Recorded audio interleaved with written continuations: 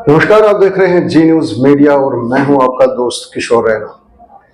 महिलाओं की बात करें तो बहुत सारे प्रॉब्लम से गुजरना पड़ता है, चाहे वो ड्यूरिंग प्रेगनेंसी हो, उसके बाद भी कई सारे एज स्टेप्स आते हैं, स्टेजेस आते हैं कि जिसमें उनको काफ़ी प्रॉब्लम से जूझना पड़ रहा है। आज हमारे साथ एक ऐसे, आपको बता दें, चिकित्सा केंद्र में हम आए हैं जहां पर डॉक्टर दीपिका, जो गायनी की स्पेशलिस्ट हैं और MBBS MS गायनी हैं, बहुत सारा इनके पास एक्सपीरियंस है। आज वहां पर आए हैं, बात करेंगे इनके साथ महिलाओं के अलग अलग बहुत सारी बीमारियों के बारे। तो दीपिका जी, आपको सबसे पहले जी न्यूज मीडिया में बहुत बहुत स्वागत है। महिलाएं बहुत सारे स्टेज से गुजरती हैं, जैसे एज की बात करें, मैरिज के बाद कई ड्यूरिंग प्रेगनेंसी बहुत सारे कॉम्प्लिकेशंस आती हैं, और सबसे पहले जब आफ्टर मैरिज है, किस बात का ध्यान रखना चाहिए महिलाओं को, खास तौर पर अगर वो इशू चाहते हैं उस टाइम? अगर इमिडिएटली मैरिज के बाद कोई भी कंसीव करना चाहते हैं तो सबसे पहले तो डाइट बहुत इंपॉर्टेंट है। उनमें कोई भी किसी भी तरह की कोई कमी नहीं होनी चाहिए। HB हमारा बिल्कुल नॉर्मल होना चाहिए। तो नॉर्मल फीमेल का HB 11 से 13 ग्राम रहता है। तो महिलाओं को अपने खान पीन का और HB का बहुत ध्यान रखना चाहिए। और अगर कोई भी कंसीव करना चाहता है तो उसको कम से कम 3 महीने पहले फॉलिक एसिड की गोलियों का सेवन करना जरूरी है, ताकि बच्चे में कोई भी जमानतरू नुक्स ना हो पाए। आजकल देखा गया बहुत सारे, अगर मैं बात करूं तो 30 से 40% बच्चे, कई बार मेरी एक संस्था भी है तो मैं देखता हूं, मैं हॉस्पिटलों में जाते हैं, बहुत सारे बीमारियों से जूझ रहे होते हैं। जैसे किसी को अगर फिट्स पड़ते हैं, दौरे पड़ते हैं, बच्चे, छोटा बच्चा होता है, कईयों को बुखार ज्यादा होता है, कईयों को पीलिया होता है। तो ये कॉम्प्लिकेशंस क्यों आती है क्योंकि आप एक अच्छे डॉक्टर हो, इससे मैं उन महिलाओं के, जो हमारे दर्शक हैं जी न्यूज मीडिया, उनसे, आप एक वेल क्वालिफाइड डॉक्टर हो, तो इसके बारे थोड़ा रोशनी डालिए।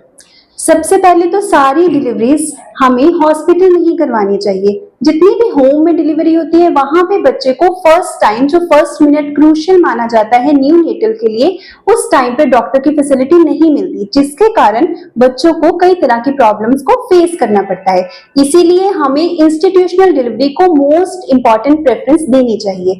उसके बाद जब भी हमारी फीमेल्स प्रेगनेंसी के दौरान हमारे पास आती है, तब हमारे पास लेवल 2 का अल्ट्रासाउंड होता है और बाकी अल्ट्रासाउंड भी होते हैं, जिसके जरिए हम बच्चे में होने वाली प्रॉब्लम्स को पहले ही प्रेगनेंसी में देख पाते हैं और उसका टाइमली इलाज भी कर पाते हैं। सो ये सब चीजों का ध्यान रख के हम बच्चों में आने वाली प्रॉब्लम्स को पहले ही ट्रीट कर सकते हैं। तो डॉक्टर साहब, जैसे किसी को इशू चाहिए, प्रेगनेंसी कराना चाहते हैं, उनको भी पहले, प्रेगनेंसी से पहले किस बात का ध्यान रखना चाहिए? जैसे उनको कोई टेस्ट हैं ऐसे कि वो, हाँ, ये प्रेगनेंसी कर सकती या नहीं, अभी नहीं कर सकती, आप उसके बारे में थोड़ी रोशनी दो। वैसे तो प्रेगनेंसी को हमें 35 की उम्र से पहले ही प्लान करना चाहिए, क्योंकि 35 की उम्र के बाद जितनी भी प्रेगनेंसीज होती है वो मोस्टली हाई रिस्क होती है, और ऐसी प्रेगनेंसीज में ही बच्चों में ज्यादा प्रॉब्लम आने की चांसेस रहते हैं। तो मैं तो सबसे पहले यही कहूंगी कि महिलाओं को 35 की उम्र से पहले ही अपना बेबी प्लान कर लेना चाहिए। उसके बाद जब भी वो प्लान कर रही हैं, जैसे आइडिया ये आ रहा है कि अब हम प्लान करेंगे, उसी टाइम पे डॉक्टर को दिखाना चाहिए, ताकि जो जरूरी के टेस्ट हैं वो हो सके, जरूरी के जो मेडिसिन है, उनके खून का HB की नॉर्मल वैल्यू, नॉर्मल रेंज आ सके उनके खून में, और ये सब चीजों का अच्छे से ध्यान रख पाए। तो कंसेप्शन से पहले जब भी वो आइडिया कंसीव कर रहे हैं कि हमें प्रेगनेंसी चाहिए, उसी टाइम पे कपल्स को डॉक्टर को दिखाना चाहिए, ताकि कोई भी प्रॉब्लम हो उसका हम पहले ही इलाज कर पाए।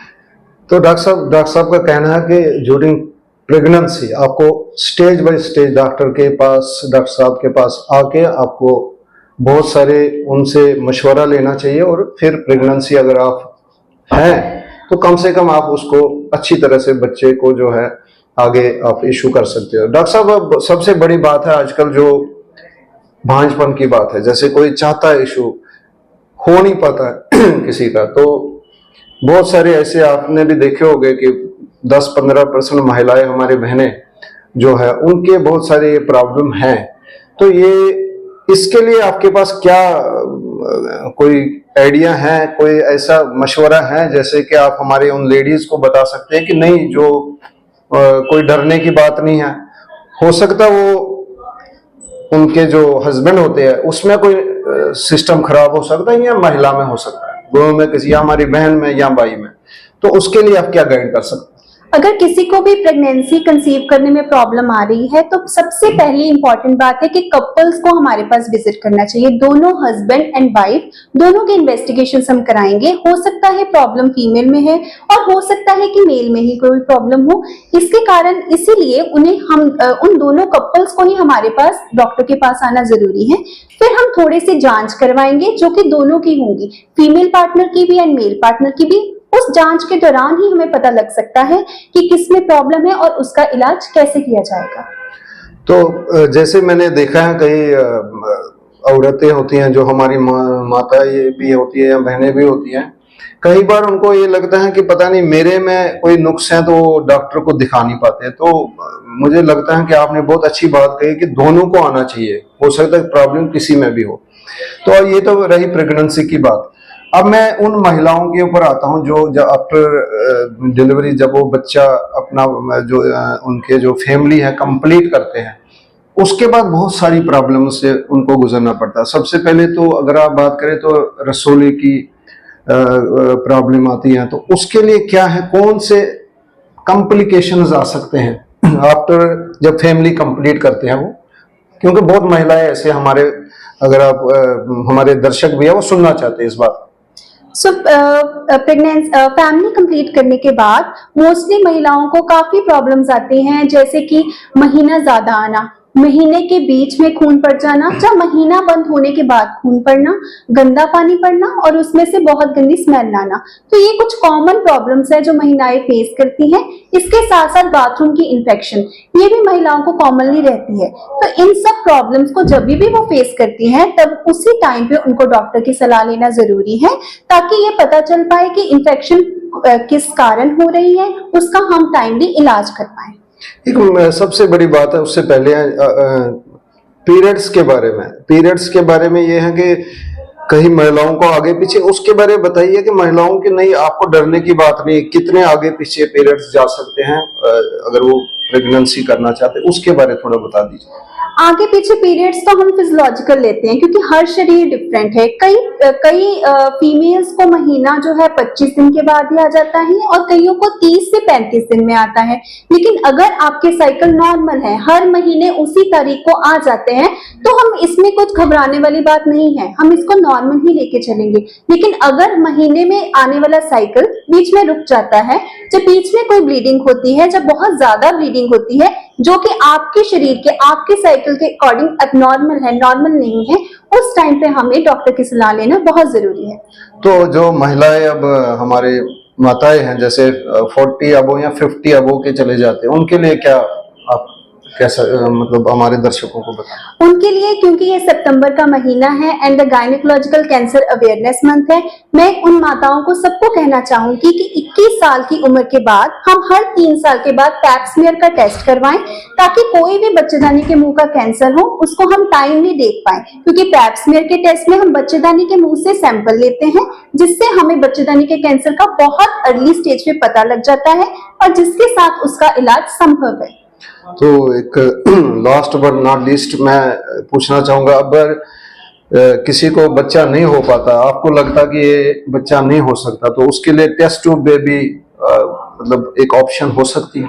हाँ जी, अगर मान लो कि पेशेंट का अंडेदानियों में से अंडा बन ही नहीं रहा है, तो उस टाइम पे हो सकता है कि हमें टेस्ट ट्यूब बेबी की भी हेल्प लेनी पड़े, लेकिन वो बहुत ही लेट स्टेज है। उससे पहले हम बहुत सारे इन्वेस्टिगेशंस करवाते हैं जो कि फीमेल और मेल पार्टनर दोनों के होते हैं, जिससे हमें पता लगता है कि टेस्ट ट्यूब की जरूरत है भी या नहीं।